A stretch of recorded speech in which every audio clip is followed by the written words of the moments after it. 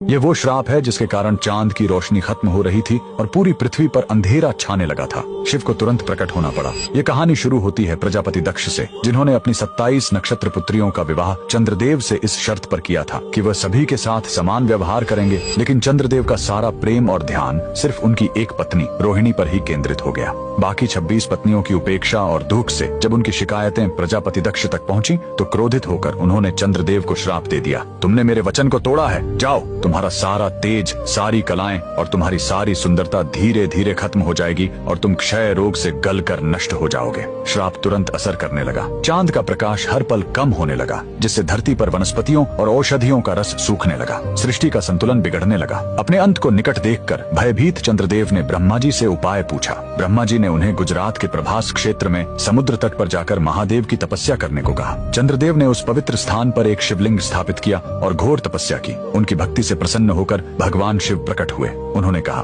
मैं दक्ष के श्राप को पूरी तरह खत्म तो नहीं कर सकता, लेकिन उसका प्रभाव कम कर सकता हूँ। शिव ने वरदान दिया, तुम कृष्ण पक्ष में 15 दिन क्षीण होगे, लेकिन शुक्ल पक्ष में 15 दिन फिर से पूर्ण हो जाओगे। उन्होंने चंद्र को अपने मस्तक पर धारण कर लिया और चंद्रशेखर कहलाए। और जिस ज्योतिर्लिंग की चंद्र ने पूजा की थी वो सोमनाथ, सोम यानी चंद्र के नाथ के नाम से प्रसिद्ध हुआ। और यही सोमनाथ मंदिर भारत का पहला ज्योतिर्लिंग आज भी गुजरात के वेरावल में उसी समुद्र तट पर शान से खड़ा है, जहाँ चंद्रदेव ने श्राप से मुक्ति पाई थी। लेकिन रुकिए, इस मंदिर का एक और रहस्य है। यहाँ मौजूद बाण स्तंभ यह बताता है कि यहाँ से लेकर दक्षिणी ध्रुव तक समुद्र के रास्ते में कोई जमीन नहीं है। भगवान शिव के भक्त कमेंट में हर हर महादेव जरूर लिखें।